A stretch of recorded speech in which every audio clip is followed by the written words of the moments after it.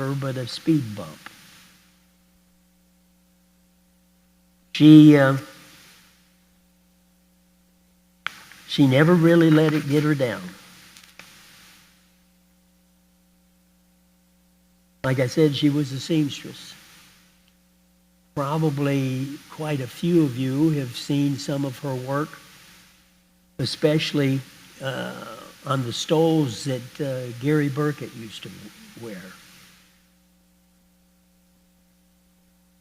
And then she and Floydette Seal would do the banners that we would post around the sanctuary. One of the things I would like for us to do is anyone that has a story that they would like to share about who Ruth was or how she was with them. In a thank you card that Ann Clore sent, she reminded me of a class that Ruth gave to her two daughters and other girls on sewing, and how that affected their life. But enough on me going on about it. I'd like to hear how she affected some of the other people's lives. We've got a mic. If you've got a story, please feel free to give it to us.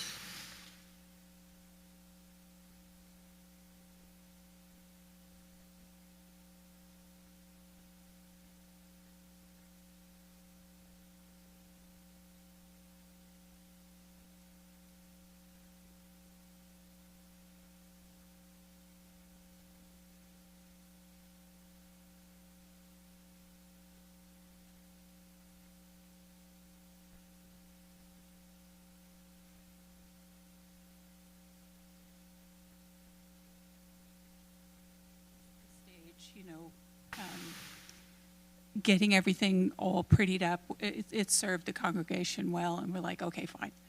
So anyway, at Christmas time, we had decided to get some new decorations for the church because the old ones were worn and tattered. And, And Ruth loved Hobby Lobby, am I right? Uh-huh. Mm-hmm.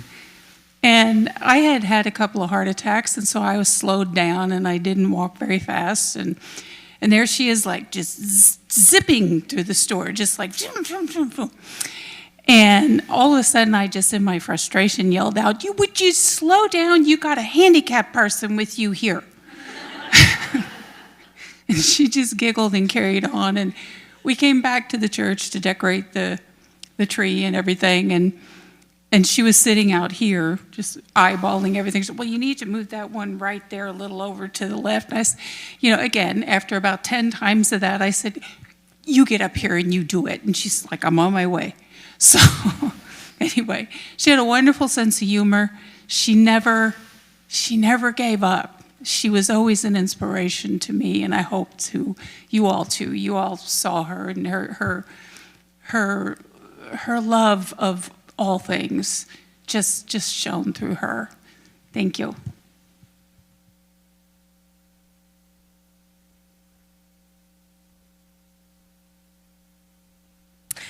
In the lines of the Hobby Lobby story, she used to call Janet and I every spring and every fall to come and decorate her house. And just like decorating the Christmas tree, she put it here. No, can you move it over about 3 inches? Or no, can you put it back over this way for 3 inches? And we would go into the garage and find these 10 sacks of decorations. And then we would come in the house and there would be 5 new sacks of new decorations. And that's how we enjoyed each other.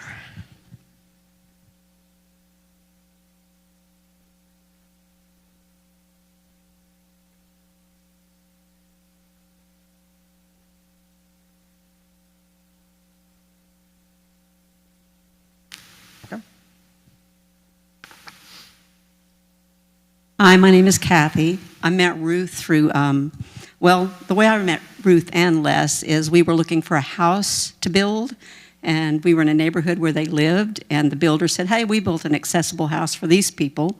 So we go and knock on their door and ask them if we can come in and see their house, and they let us, of course, and we became friends, and we made a spinal cord injury association group. And a lot of us would go to that, and Ruth would come, and we girls, several of us girls that were in there, or the wives of some of the injured guys, would go to lunch every now and then. And after Ruth had had breast cancer, we were out to lunch again, and she had a hat on and she had her hair. We go, well, your hair grew out curly. You know, it was different. And so we were just really surprised. And she took that hat off, and it was a hat with hair attached. I didn't know there was such a thing, so we all had a good laugh over that because her hair hadn't come back curly. It was just hat hair, but it was actually part of the hat, so that was really interesting. But Ruth was a lovely person, and we really enjoyed getting to know her through the Spinal Cord Injury Association and just hanging out together because we all would like to go to lunch together a lot. So thank you, and thank you for letting us see your house, Les. You're welcome.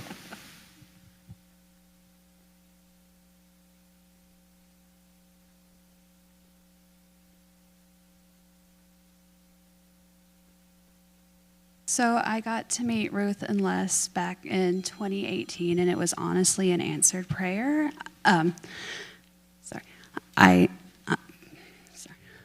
met Ruth back in 2018, and it was an answered prayer.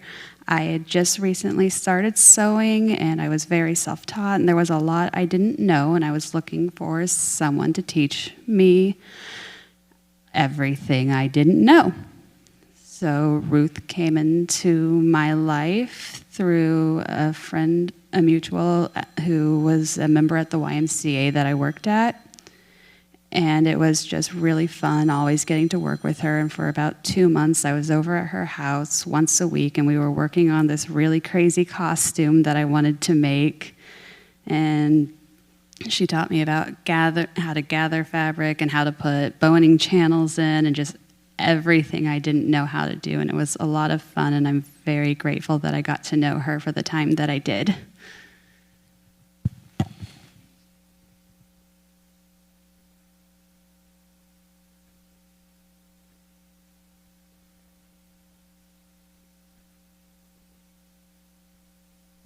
Hello, everyone. My name is Larry Dodd, and we've talked about the worship committee. Just by show of hands, how many of you served on the worship committee? Oh, come on. I know a lot more of you out there. How many of you did Ruth talk into serving on the worship committee? She was a ball of fire, and even after the events of her health collapse, if you want to call it that, she was still a ball of fire. Of all the things that got thrown at her health-wise, it never affected who she was. Her character, quality of her life, her friendship, her loyalty, her attitude stayed the same. And that I think is a testament to the strength of character and faith that she had. But we're going to miss her.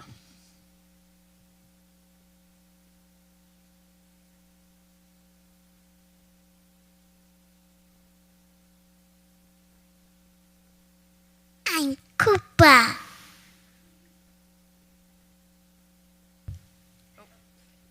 that all you wanted? Okay, if you change your mind, I guess I'll go. My name's Janae, and I have known Ruth for a long time with the kiddos, and today as I was getting ready, I found this. And Caden's almost 18, so it would be 18 years old, so it was amazing that it popped up today while I was getting ready. Sydney has one too, and while I don't sew, everybody who knows me knows that, Ruth would gift us with things for the children that were beautiful like this. So she would always make the kids smile, would come up, and Caden and Sydney would run right up to Ruth and be like, "Can I go for a ride?" And she'd be like, "Yep." And the kids would go on. Like, they can walk, but I'd be like, "Where are the kids?" And they'd be off down the hall with Ruth going, and it was amazing because there was never any worry with that. The kids just gravitated towards her very naturally. And it was wonderful because they got to be with a kind, loving spirit, and they never, I think, saw anything that was different with Ruth. They were like, she's going to give us a ride. And they looked forward to getting to see her at church. And they looked forward to the stories that they would hear as they were getting to ride around the church with her. And I think that those are very special memories for both of them. And that I had never worried about it when all of a sudden I was like, oh, well, okay, they're somewhere with Ruth, and I'm sure they'll be back. And they always were. But they always looked forward to being able to get to ride with her.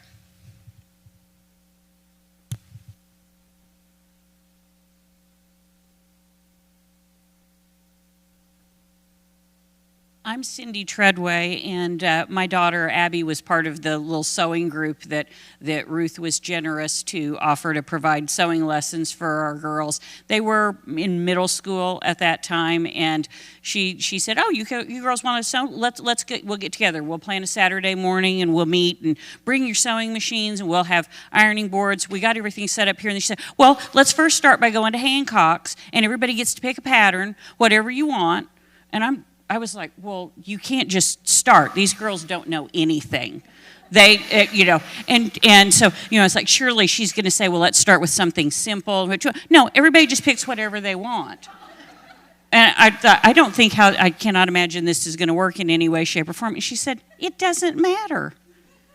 It doesn't matter. We're going to be here, we're going to be together, and we're going to have fun. And they're going to try something. And if nothing comes of it, that's okay. We're together, and they know that it's okay to try something. And I do believe that all of those girls retain that to this day. So,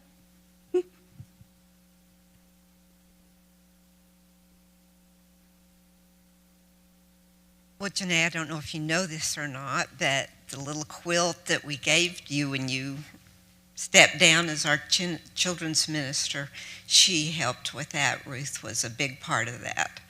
And it just seems like in sewing, I was always running up against a challenge, and I always knew I could call Ruth and say, help. So we loved and appreciated her so much.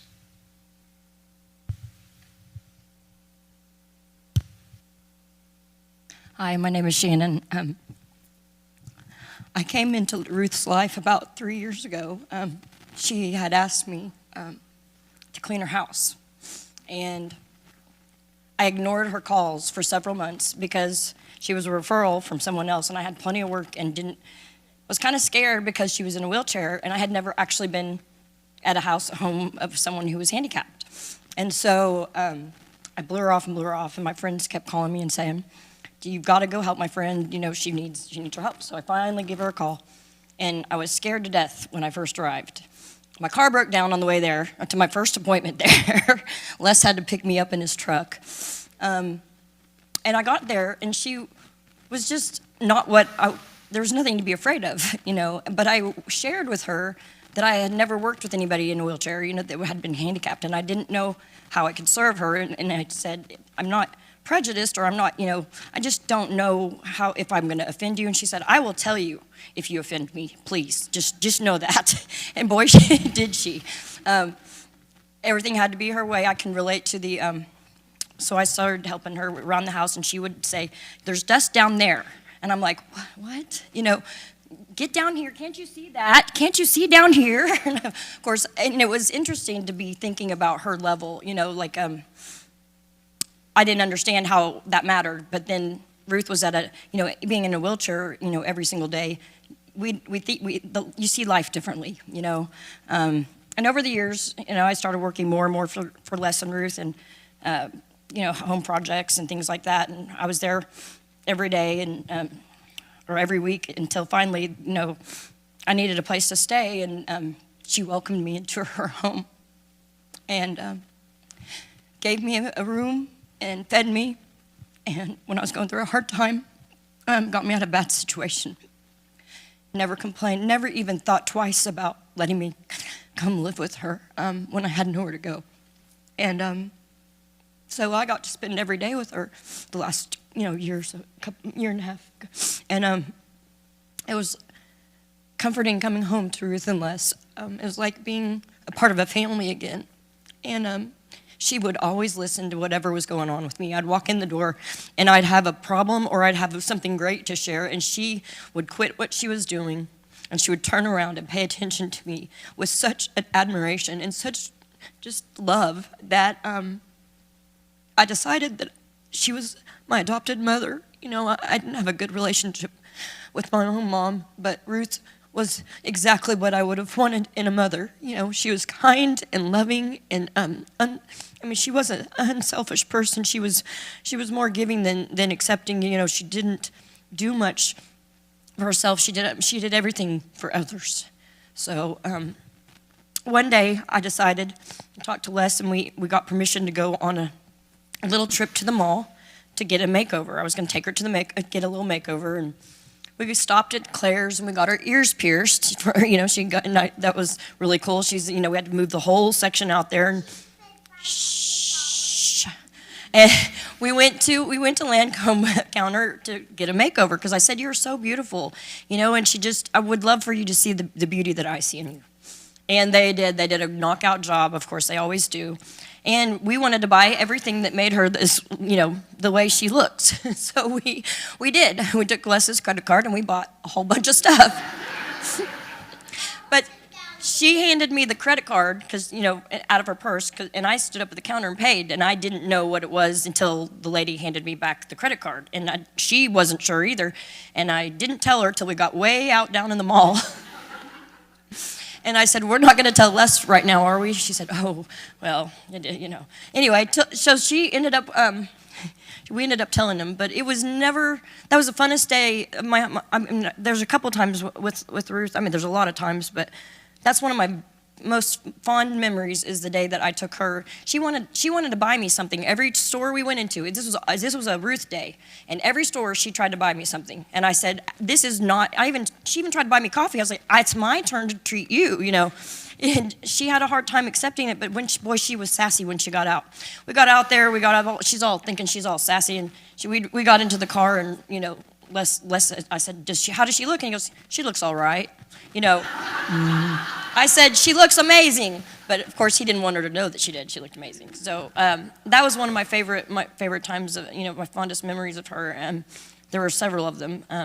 But as far as Ruth goes, she's changed my life and has impacted how I see people and how I am able to step into somebody else's shoes now. You know, before I was very focused on my own life, and I saw people, and I was very social, but I was not looking at people for maybe their situations or maybe, you know, what's going on in their life and trying to adapt and be, you know, work together, you know, how people should be, you know, living in this world. But being able to be living with her, and she's taught me that everybody matters, you know, and everybody has something beautiful and special inside of them. And I'll miss her so much, and I'm just so grateful that I got to spend, you know, the few years of my life with her. And she is my mother. I've adopted her as my mom, and her loss was really hard on me. Thank you.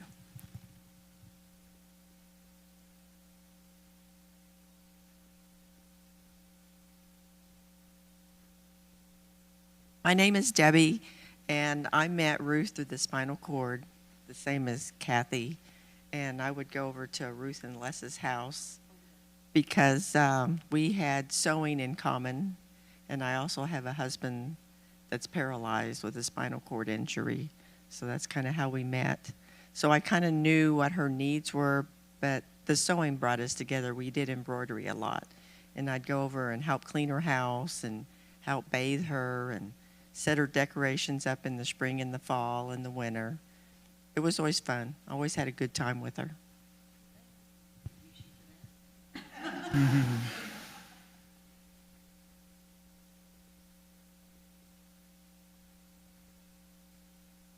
If there's nothing else, one of the things I wanted to mention, the young lady that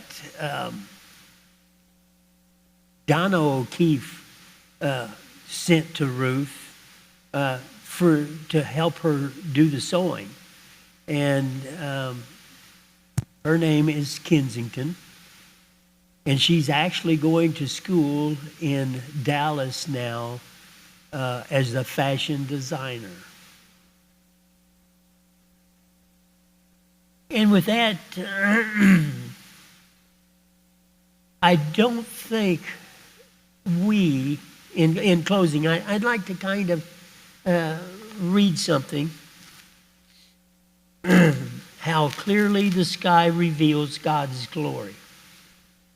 No speech or words are used. No sound is heard. Yet their message goes out to all of the world. And it is heard to the ends of the earth. Our lives should be lived in such a way that even if no speech, no sound were heard, the message of you would glorify God and be heard to the ends of the earth.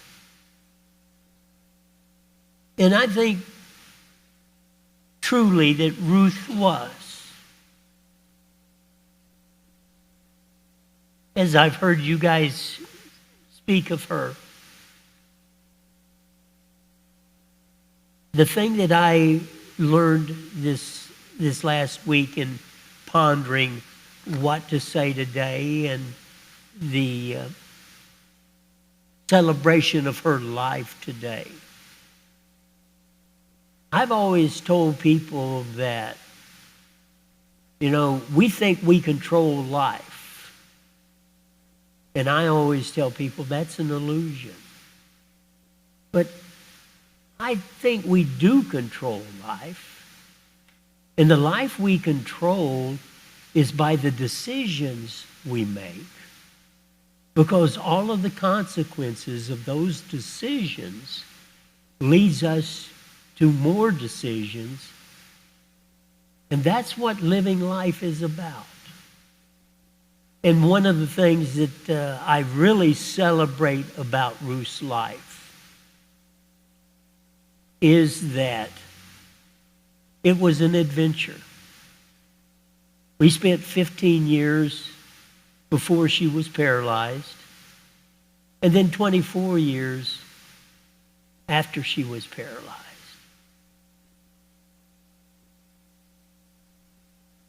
At first, when the paralysis struck,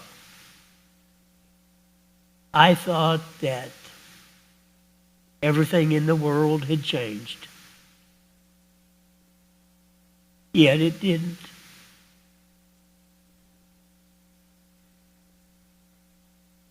She lived life those 24 years.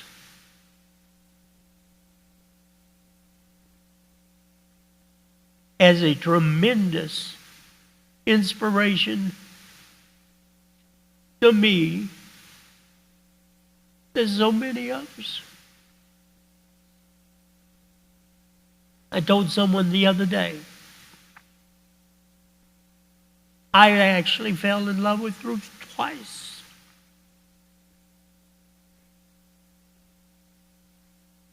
Ruth and I met at a singles group at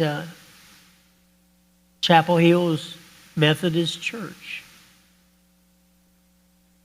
And early in 1985. And then in September, we were married. And it was an adventure. It was tremendous. And I loved her all along. But just prior to her passing, being with her every day at the hospital, I fell in love with her again. And in closing, I'd like to say, may God's blessing be on all here today and all who knew her and even all who hear her story.